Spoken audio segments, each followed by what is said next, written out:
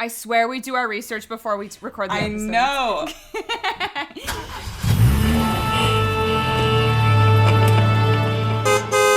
Hi everyone, welcome back to After Broadway, the podcast where we deep dive into anything and everything musical theater. I'm Tara. I'm Stefania.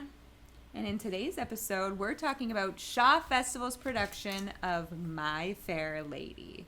Now, before we actually talk about it, Steph, tell us how much you love this artwork. I know. I was just going to say, can we have a little commotion for the artwork? Can we talk about someone messaged us on Instagram telling us that they loved the artwork as well. No, Shaw Festival, whoever did your graphics this season, they're all kind of in this style, this like oversized title, like it's cut off here with the cast members, you know, standing on the words. It's really, really beautiful artwork this year. It's really striking. Really big fan of the Shaw Festival artwork.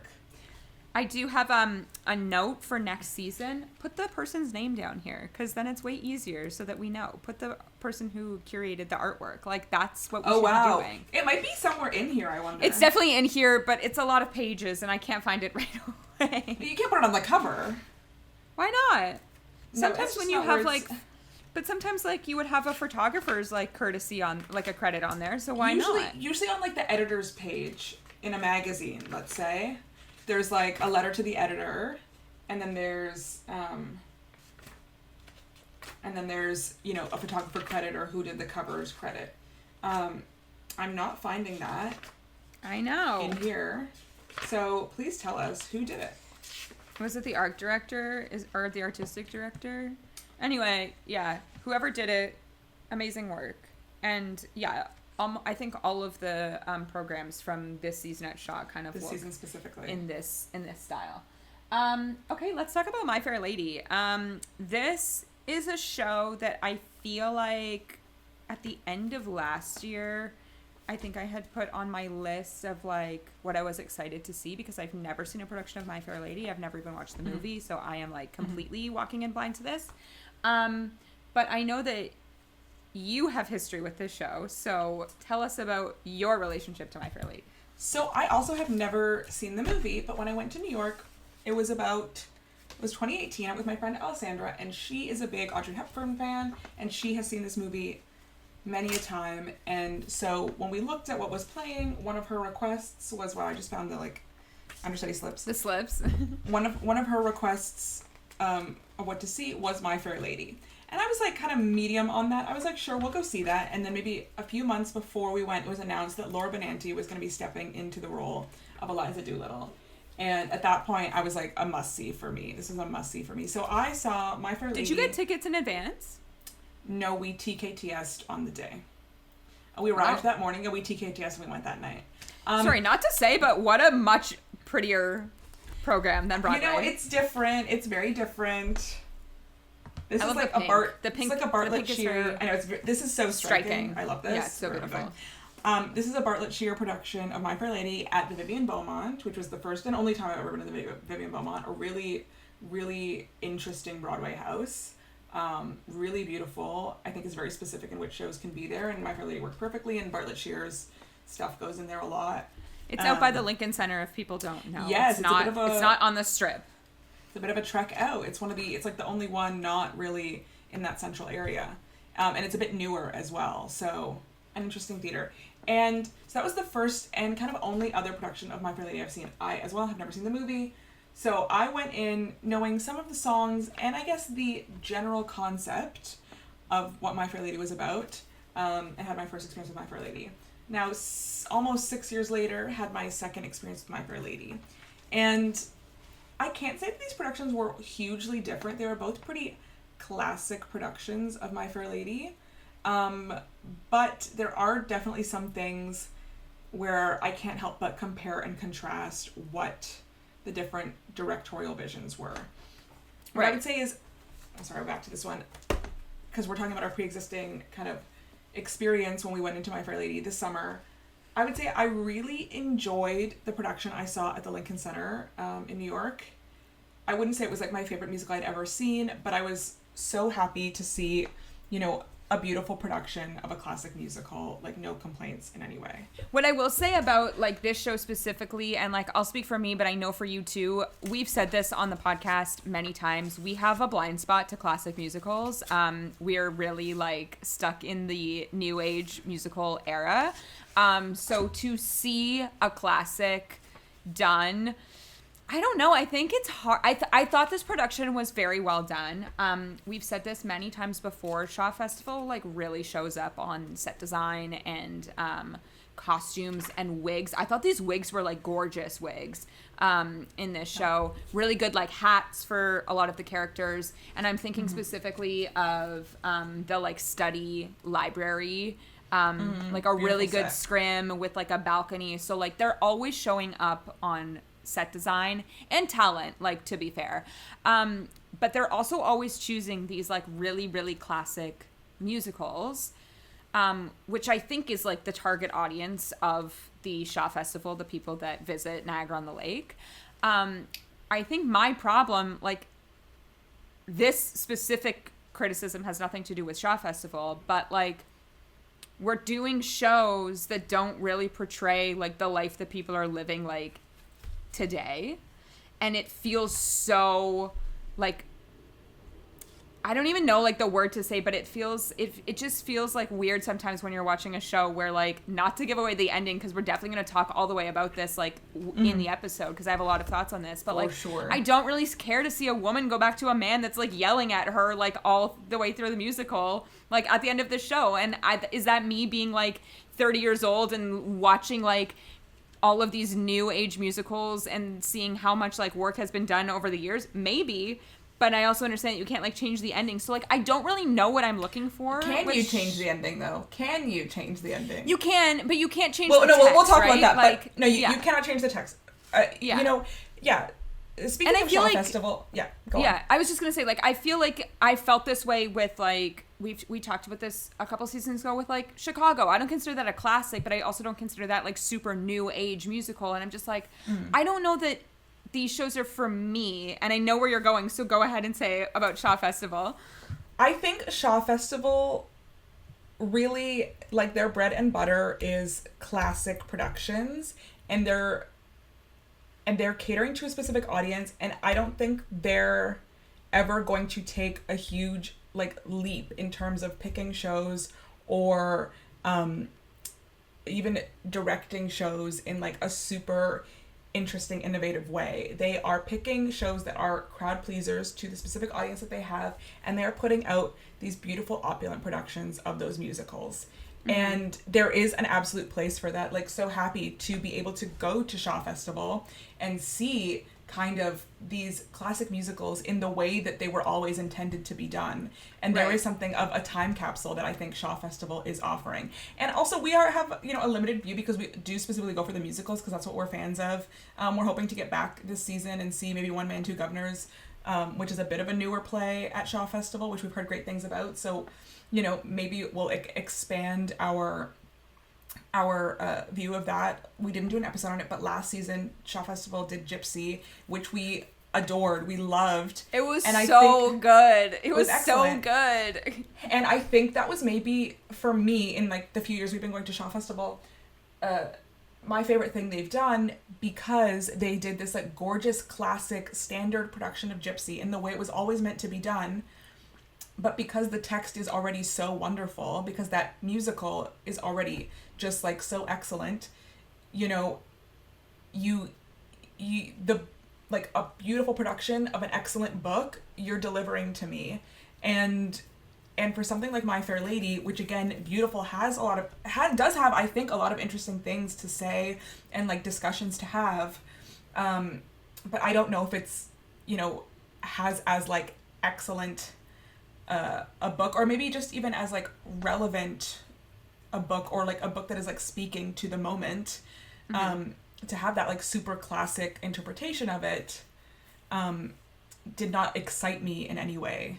Yeah. I don't know. It is interesting. It is interesting because, like, also just looking around at the theater of people that were there with us, like, we were maybe some of the youngest people in that theater, and everyone is, like, eating it up. My grandpa went to go see this. My grandpa's 96, and he went to see this with like a center of like people, of seniors, and he was like, it was such a gorgeous, stunning production. Like, I loved it. And I'm like, that's who that's for, right? And like, I do agree with you. I think we're very lucky in Ontario, specifically in Canada, that we have all of these shows that are in places that are not too far away from each other, that are kind of like doing different things. Like in Toronto, it's more of like the new and trendy and like buzzy shows. At Shaw Festival, it's pretty classic. Stratford kind of does like a mix of both, but always somewhere you can go see Shakespeare. So like we are very lucky to have such a wide variety of shows. Maybe it's on me. Maybe my expectation of like My Fair Lady in general was like much higher than it should have been. But I've just heard like so many amazing things about it for so many years that I just was expecting to be like blown away by the story.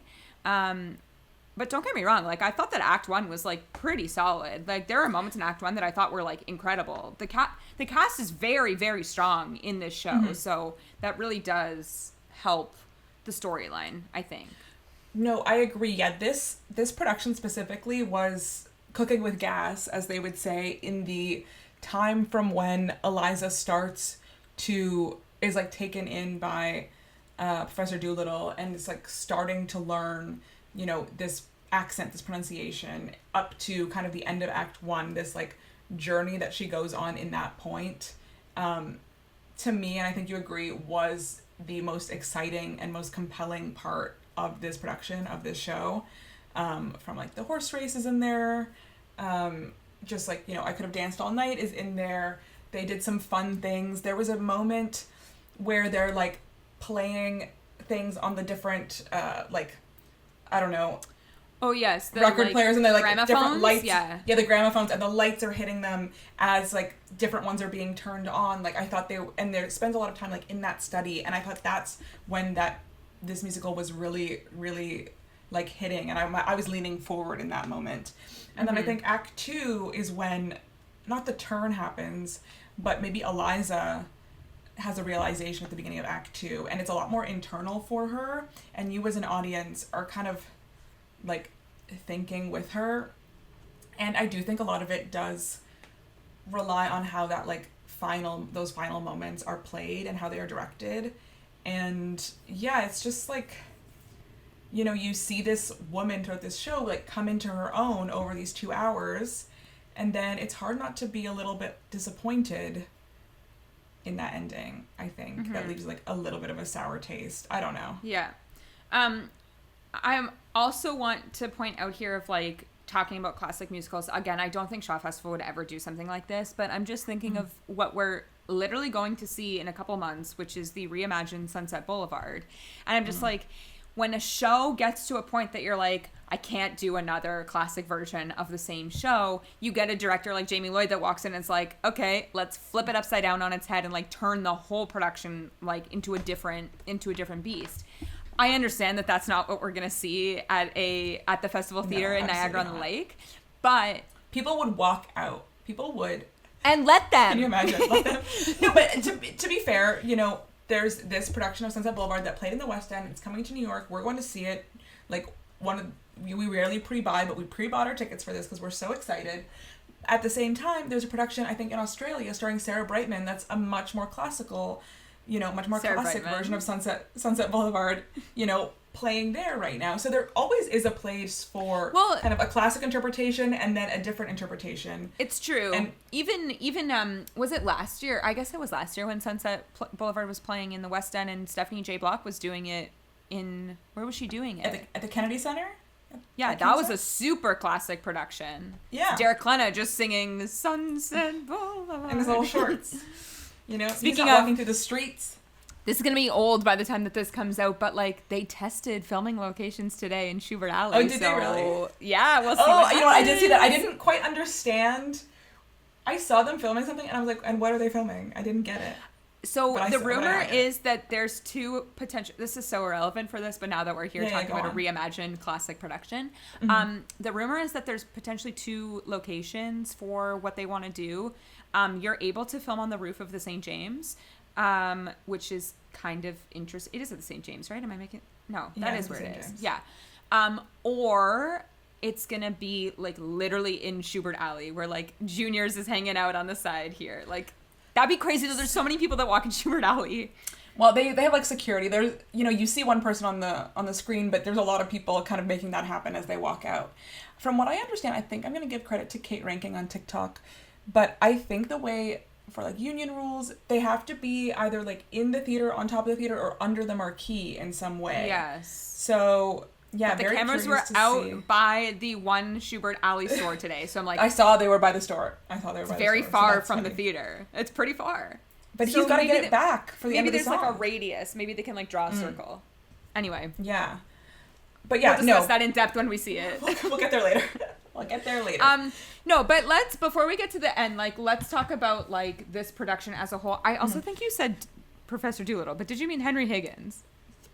I did. Her name is Doolittle. Who's Professor Okay. Doolittle? I don't know. Like That's what you the said. veterinarian? The veterinarian? Like Dr. Dr. Doolittle. Sorry. Professor Henry Higgins. Her name is Leslie Doolittle. Guys, let me live here. Okay?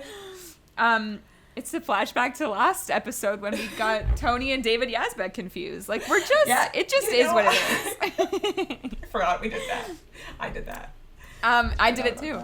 That. No, I do want to shout out who played Eliza and Henry Higgins.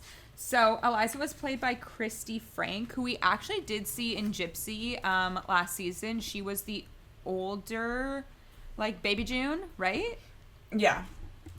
And then for Henry Higgins, where are you? Tom Rooney, who's only doing this till October 12th. I actually thought he was like super strong in this production. And interesting because I've been doing like some like light research on My Fair Lady. Let's talk about the age gap because to us, this production, like he felt much older than her, but then talking to you about the Broadway production, they kind of seem more like the same age. Yes. Sorry, I'm going to interrupt for 1 second, and we're going to get back to this in 1 second. I was just Googling for something I want to talk about, maybe what we'll get Later. to. Okay. But, and this is dumb of me, but Pygmalion is written by George Bernard Shaw, which is why the Shaw Festival's namesake, George Bernard Shaw.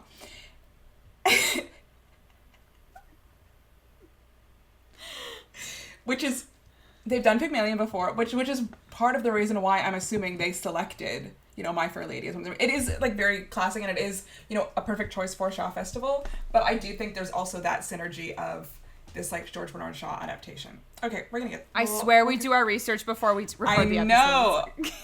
We really. No, I do when feel I it's important to say because it's literally the Shaw Festival named after George Bernard Shaw. 100%. No, I was saying about the age gap. So you were saying on Broadway, like Laura Benanti and Harry Haddon Patton? Yes, Harry Haddon Patton, who at the time was like, he had just returned to the show maybe a few days before we got there from filming the Downton Abbey movie, which was very thrilling for everyone in the audience. Not me, I've never seen Downton Abbey. But yes, it was Laura Benanti and Harry Haddon Patton as your Eliza and your Professor Higgins. I was going to say Professor Doolittle again. So to me, the age gap, they were much more of contemporaries versus the production that we saw this summer at the Shaw Festival, where at one point it is explicitly stated that Eliza is 21 and, you know, Professor Higgins was, to my appearance, mid-audience, 50s or 60s. Yeah. So this is not, you know, a play or a musical with, you know, passionate romance, but I was wondering, is this supposed to be a romance or is this like a companionship friendship? I don't know if it's quite clear. Like, again, there's no kiss in this musical. There was almost a kiss. Steph was stressed. There was a moment. I know I had to bring my playbill up because the age gap in that moment did make me somewhat uncomfortable, especially with like the power dynamic at play. He's housing her, he's teaching her, he, you know, provides all of her clothing, provides everything for her.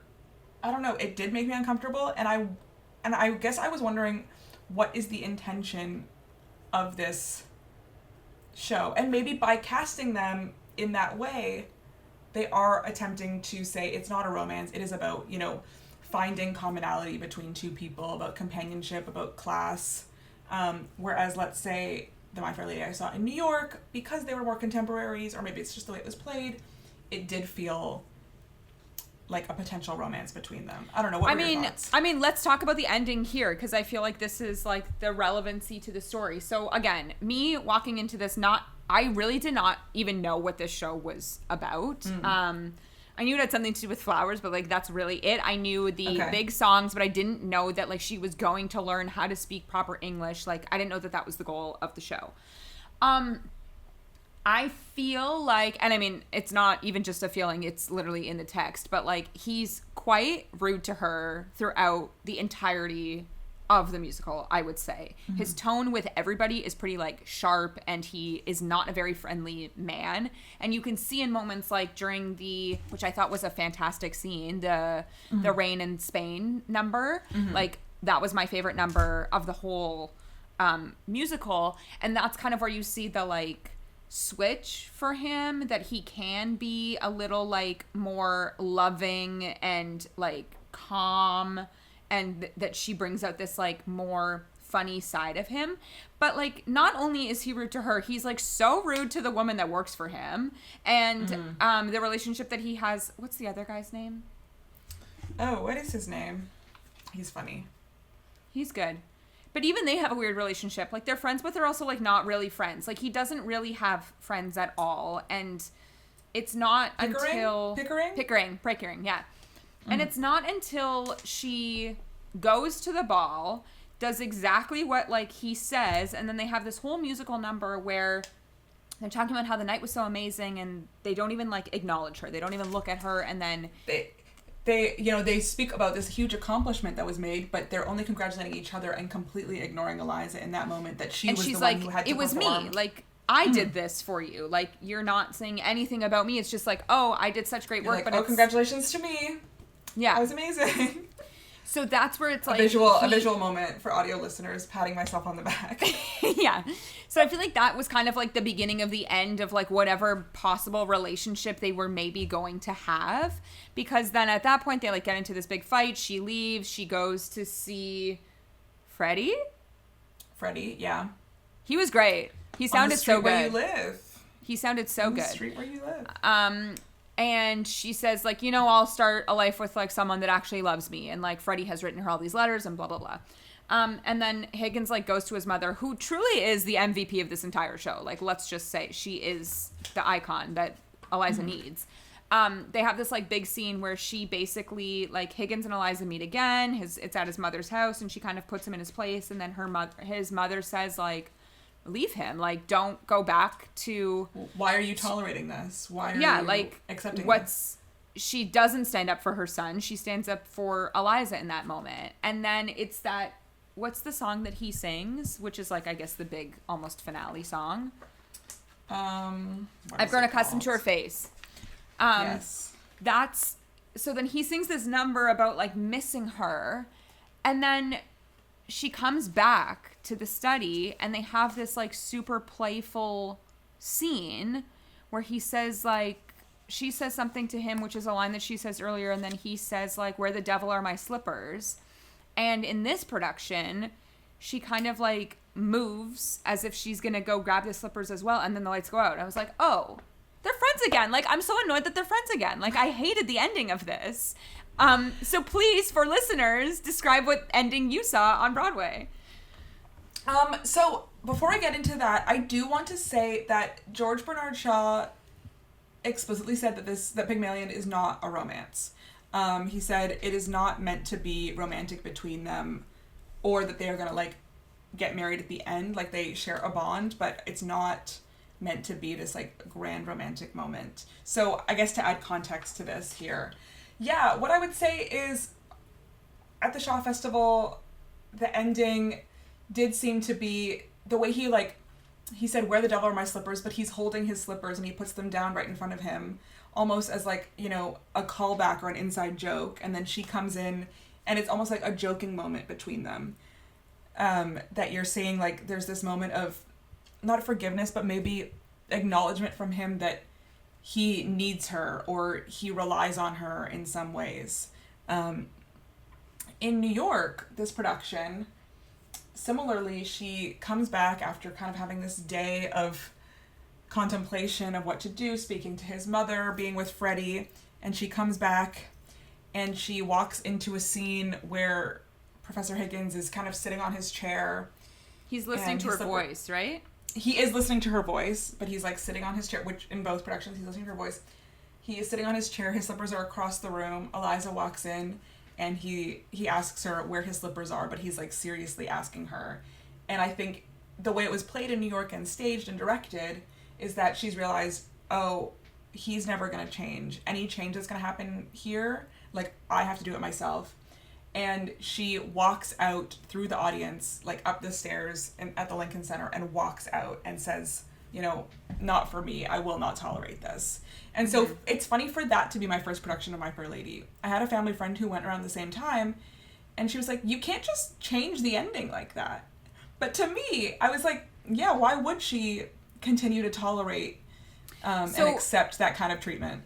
I was reading on Reddit yesterday, like, the different endings of My Fair Lady, and I don't know who the user is, but they were talking specifically about the Lincoln Center production, and there is a line that Eliza says when she walks in before he says, where the devil are my slippers, which is a callback to, like, an earlier scene, and this person said that, like, when she says this line, they said, to me, it represented Eliza giving Higgins one last chance to show his appreciation for her and prove that he's changed, which is literally what you just said.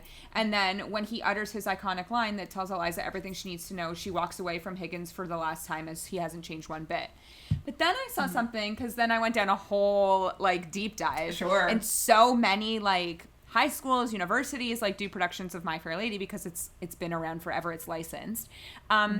And someone said that the way that they did their production, which I was like, you guys wrote off the page, but I kind of like this, is that, like, she opens her flower shop, which I think is insinuated, like, in the text, but, like, there's never a scene about that.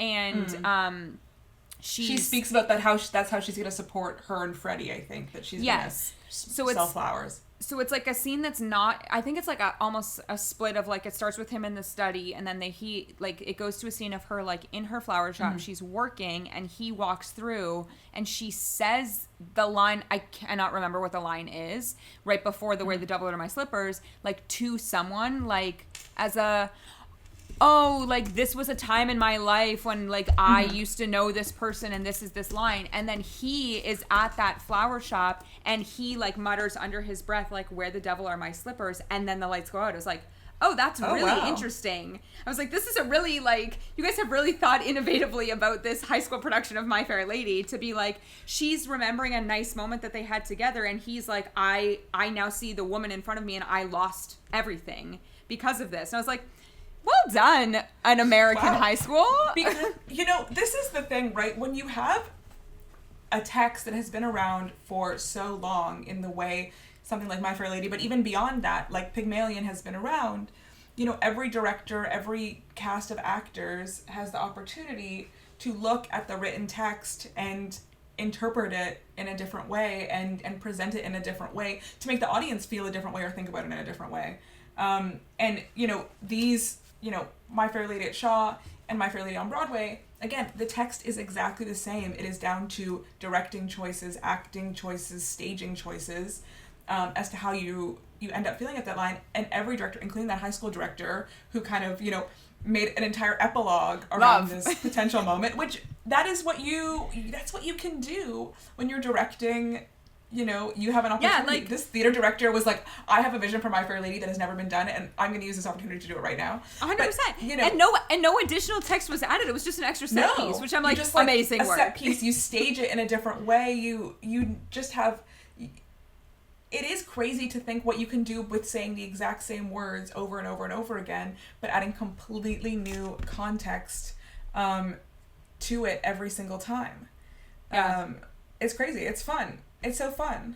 All this to say, I don't like the way that it ended in this production. It really bothered me, and it kind of left what you were saying of like, oh, like, did that just like put a dampen, like, did that just like ruin the entire show for me? Like, maybe slightly, because I felt like specifically like the way that she was playing Eliza, she was like having such a long journey to this point that for it to suddenly just with like the snap of a finger go away like really bothered me. Yeah, especially because it seems to happen so quickly. You know, if you're really thinking about the timeline, they come home from this ball that Eliza has had this triumph at that they give her absolutely no credit. They take all the credit for themselves. It's early in the morning, and Higgins goes to bed, and when he wakes up and comes down, Eliza is gone. And they're looking for her. I think it's just that day. She's just in that one outfit. Yeah. And when she comes back, it is still that same day. So the whole kind of emotional arc of realization for both of them occurs over, I don't know, less than 24 hours. And obviously there are some things that you have to do in theater just to like make things flow, but I can't, it doesn't seem real to me that she would kind of have this, you know, anger at 3:00 in the morning, and then by 9 p.m. that night, you know, be over it in some way. Yeah, she's got to open a flower shop in between to realize that she no longer has anger. Dude, that's like a 5 years later moment. 5 years later, yeah, like that's a true epilogue. That's a true epilogue. Yeah, I agree. That did feel like the timeline is pretty unrealistic on that.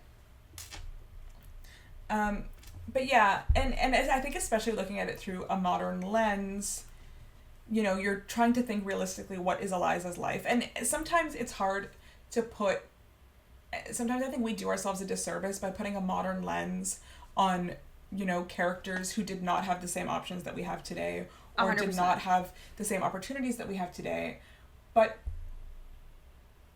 or even just the same thought process or the same realizations or knowledge that we have today, and to like kind of like lay our own experiences on top of what we see them doing, you know, it doesn't make sense. But for me, living the way, you know, in the world I do now, sitting in an audience watching performers who live in the world I do now, you know, perform this, like act this out and perform this, I question, why are we doing it this way? Like, what are we saying about the world that we live in? What are we reflecting back on our audience when we are portraying it this way? And yeah, this one was, I think, a little bit frustrating. Mm-hmm. If I'm looking at theater to reflect the world back to me, this one was, I think, a little bit of a frustrating watch. Kind of the comedic relief character. It is a comedy. I would say it's a musical comedy in some ways, but kind of the big comedic relief character is Eliza's father. What's his name? Mr. Doolittle? Mr. Doolittle? Does he have a first name? That's what I'm wondering. I don't know. Alfred P. Doolittle.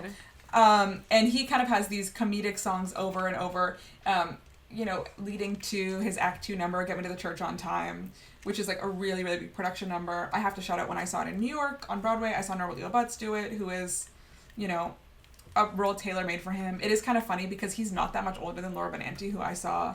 I was going to say, this, like, the man that was in the Shaw production was, like, he looked older than Higgins, so that, like, checked out, whereas, like, Norbert Leo Butz could, you know, they really, like, put, you know, styled him quite elaborately with, you know, he looked very unkempt, and it was very funny. And he was great. My playbill is actually signed by him, if we can find it. Wow. This was actually, I had him sign over his face. This was actually the time, if you remember. I know what you're going to say. It was around, like, there was a lot of conversation about stage dooring at that time, and Laura Benanti said, I will not be stage dooring. It was pre-COVID, it's 2018. And Laura Benanti said, I will not be stage dooring, but I will have signed playbills at the stage door that you can pick up. And she did walk out, because I did stage door. She'd walk out and, like, wave to everyone and said, there are signed playbills inside. But she, like, had her boundaries and she went home. I don't even think she needed to have the signed playbills inside. I don't think, like, it's necessary for her to do that. I think it's, like, really, really, like, lovely of her to do that. But yeah, I do, you know, I wonder, I don't really have much to say about it, but it was really interesting to... I think she kind of led the, like, should we change the culture of stage dooring? And then COVID happened, so then the culture was destroyed. Now we're but just, like, a mess. It was out of hand. It was getting a lot. We demand a lot of our actors, of our performers. I think back to that same New York trip we went. I went and saw The Prom. It was still in previews, and we went to the stage door and we had our playbills out. And I was thinking, as like Beth Level is like signing playbills, and I'm like, she just wants to go home. And there is a part of it, especially early in a show, where I'm sure producers, investors are like, go out to the stage door, like, talk to everyone, kiss babies, do whatever you have to do to like make people excited for this show. But I do think in certain ways it has gotten quite out of hand, as like a meet and greet opportunity of what we're demanding of our especially when there are people that everyone loves. I'm just thinking specifically, and I mean, like, we're guilty of it too because we did stage door and paper mill, but like the Gatsby that's on Broadway right now has an insane stage door every single night. Like, it's lined up around the block for Jeremy Jordan to sign more than just the Gatsby playbill. Like, he's signing everything. No, I know. That man was running to his car in the parking lot when we were there. Paper mill. But he is very good of like, no pictures, but I will sign. So like, people just need to respect that boundary. I will never forget our craziest stage door experience. You know what I'm going to talk about? Moulin Rouge. That was the most insane. It was like an alleyway at the Emerson Colonial. Which was same year, no? Was it not? 2018? Yeah, it was the summer of 2018. That's what I mean. The stage door culture was out of hand. It really was out of hand. I agree. Even now, I just think now people are more okay with just saying good night and like walking to their car. But yeah, it was quite a lot. And especially, you know, I know Laura Benanti had a young child at the time. She didn't want to like get sick, bring sickness home to her kid. She wants to maybe put her kid to bed, potentially getting home. It was pretty late, but you know, be there and be able to wake up. It's a 3-hour musical. No, I know it's long. Be there to like wake up in the morning with her child and like prioritizing that, which you should be able to do. You know, it's a different type of work hour, but it is still like a job that you should be able to like leave at work and come home to and be able to like be fully present at home, and to have to kind of like leave your job and then do a meet and greet. Like, if I had to leave my job and do a meet and greet every day, I don't know what I would do. I don't know what I would do. Can you imagine though, leaving work? I mean, I see it happen daily at my place of work. No, I know, at your job. But you know, you leave the office and then 20 people want to talk to you. Get out of my face. You mean no one's asking you to sign for off to Broadway? I'm kidding. No one's asking me to sign. No one's asked. I've never been asked for my autograph. Should I develop one? Should I put one together? No. Let's practice signatures. What was I saying? So I really loved Norbert Leo Butts' performance in that, and it was like super fun. Who was the performer at Shaw Festival? I'm playing the wrong program. Who was the performer at Shaw Festival? Also, not to be these people, but currently the Gypsy cast has not been announced, and the hot rumor is Norbert Leo Butts. So I know, but yet. But then I feel like I dispelled it, possibly. Well, I knew he was doing Vladimir. Like, we talked about this. He's playing Putin, which is so funny. That's what this is. That's the Vladimir that it's speaking of. It's about Putin. Wow. So random. I looked to see if there was an end date. There's no. There's not. There's not. There's no end date. I know. Very interesting. It is weird. Yeah. Why are we doing an open-ended play off Broadway about Vladimir Putin? You know, maybe the audience is really there for it. But I do think he would be really fun as Herbie in Gypsy with Audra. Like, maybe we can make it happen. We're not going to see it. No, I know. Well, maybe we will. I don't know. One other thing I'll say is kind of a really memorable moment for me when I saw My Fair Lady on Broadway the first time was the horse racing scene. And what I think about always is there's actually a few like really beautiful stage pictures that I think about a lot, but you know, they have everyone lined up across the front of the stage, which also I think happens in most productions, but because the Vivian Beaumont is a thrust, and it's like a semicircle, what they did for the horse races is they had the sound of the horses racing travel all the way around the back of the theater, so it like went from one side to the other, and then all the actors' heads kind of followed the sound throughout the theater. And it really created this really, really immersive, amazing, creative way to convey these horse races. And I was almost waiting for like a moment like that. It's giving at Shaw Festival, and it didn't. It's giving the Phantom of the Opera when he's like talking at different sides of the theater, and everyone's like, "But where is he?" No, I know. No, I the horse races were like pretty simple. I was obsessed with the like baby horses that they wheeled on. Like, they were like wheeling on. They had turf on stage at one point for during the horse races. I wish they would have used that balcony more. I wish they would have had people like on it for that scene, but like looking out. So they would be like behind, like their backs were like should have been to us, because then it could have been like, but then they would have had to change the whole location of like where the horse races were. But anything was possible on that stage. The horse racing, I was like the one scene that I was like, ooh, Shaw, I love your set design so much, but like where were you here? That was the one thing I thought. Agree. I do think the like backdrop let them down. Sometimes it was just like solid color lit. And it made the stage feel a little bit empty in moments. Yeah. Especially when you're at this like gorgeous horse race. You want it to feel beautiful, you want it to feel luxurious. Or you're at this like ball, like you want it to feel like this luxurious, you want it to feel opulent. And at least this the ball just, like, solid had color, the chandeliers, which created like height. Like I want something more in the background. The best, as I said earlier, like the best set was the study. It was like where you spent the most time in, beautiful. So like they invested in that. And do you remember? It was maybe like the third time that they put the study together. We were like, oh my god, that ear has that ear There's always a been there? Ear in the back. It's amazing. I loved it. Yeah. Is that new? One more thing from the New York production that I still think about all the time. Like this is like Bartlett Shear at his best. At the top of Act 2, where they're at the ball. So because it's the thrust, I was on one side, so you can't see one. Like it was obstructed from one back corner of the stage.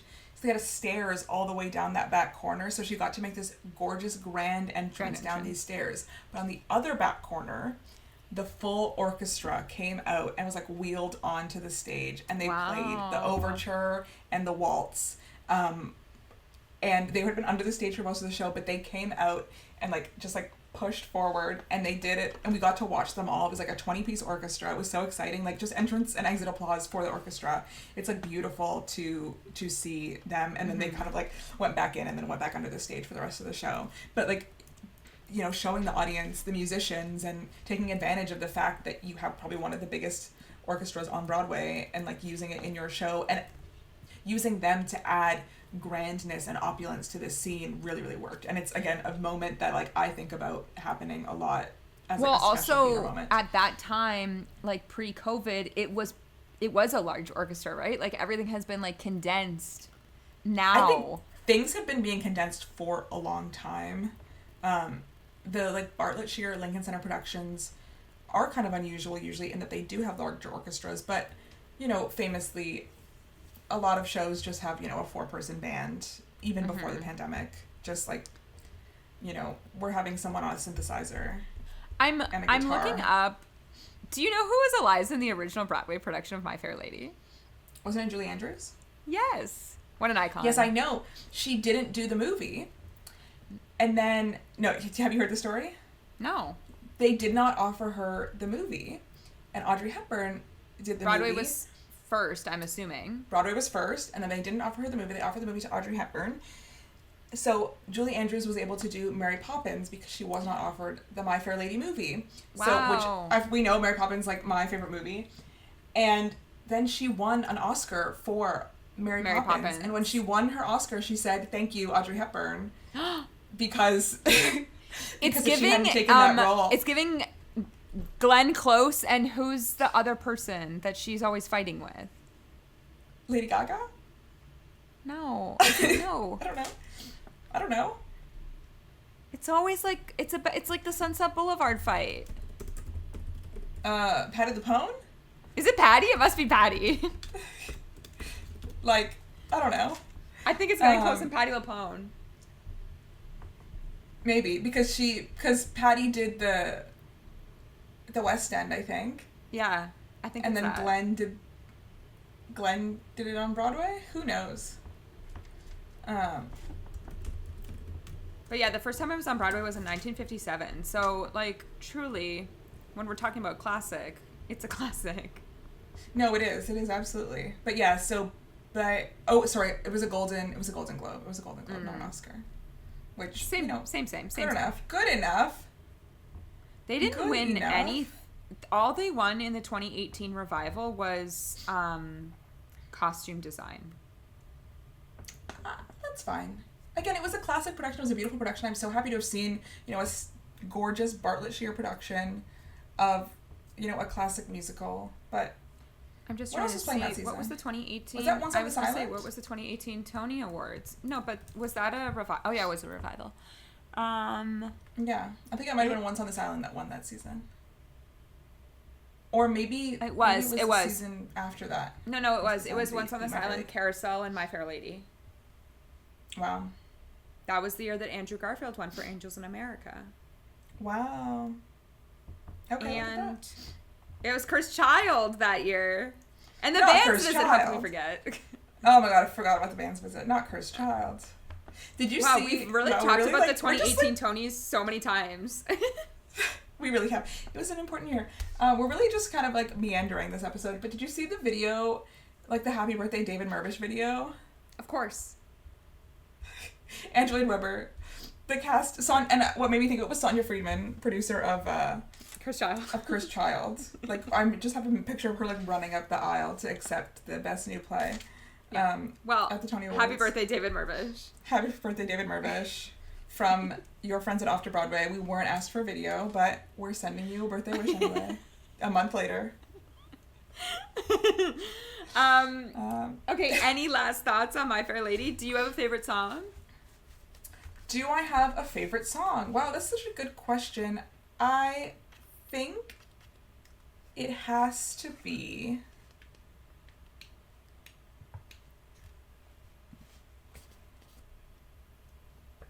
Wow, dramatic pause. Yeah, I know. Because I was just looking at the list. I think it actually has to be On the Street Where You Live, which is, maybe a random... It's so good! That song It's is beautiful. so good! And not to, like, really keep harping on when I saw it on Broadway, but you know who I saw sing it that time? Jordan Donica. So... It was what... Yeah. What a star. And who's the performer What a who voice. did it in, at Shaw?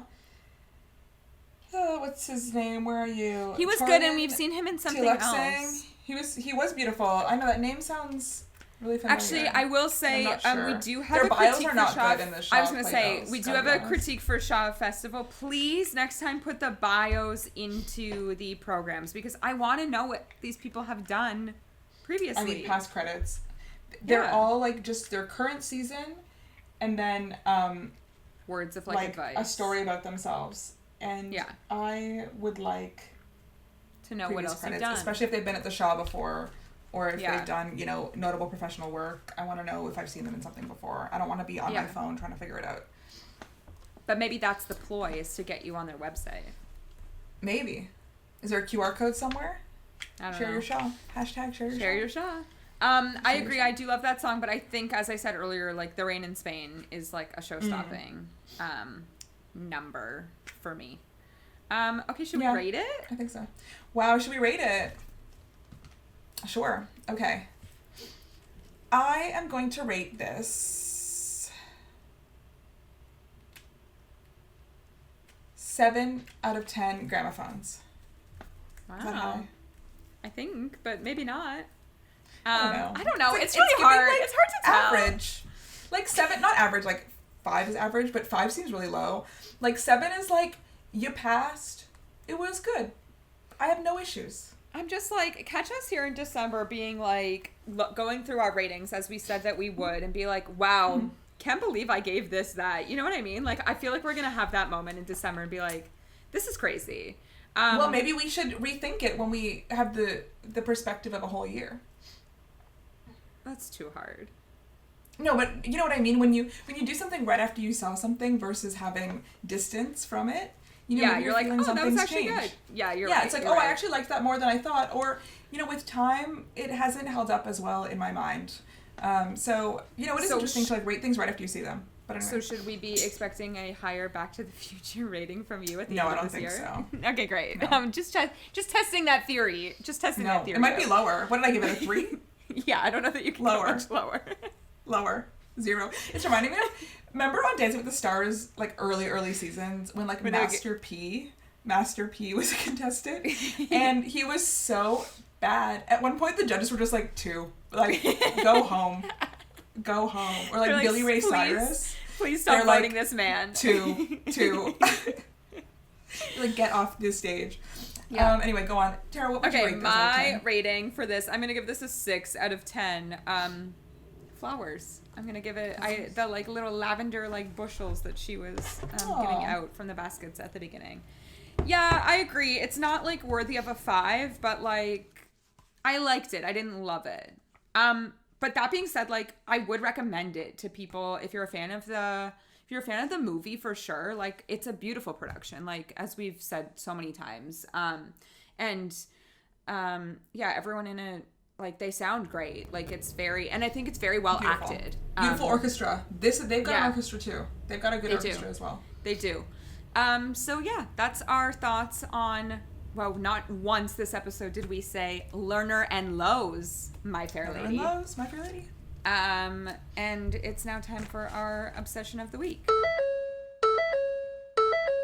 My obsession this week is kind of an EP cast recording that came across my social media about a month or so ago when I had the chance to listen to it. And I've listened to a previous cast recording by this composer. Like, it's not, I don't think it's a show. I think it's really just an EP. But I've listened to a previous cast recording by this composer that I've been a fan of for a long time. And so I was really interested to hear this one. So this is the cast recording of String by Adam Guan. It's 6 songs, and the previous cast recording of his that I really love is Ordinary Days, which is a 4-person musical, like the song Fine or Beautiful. Those are my favorite songs from that cast recording. But this cast recording, actually the song Chocolate, which I was listening to just before we came on, gives Fine, like just like the way the strings hit in the beginning. But the song I want to highlight right now is the opening song of the cast recording called Uncharted Territory.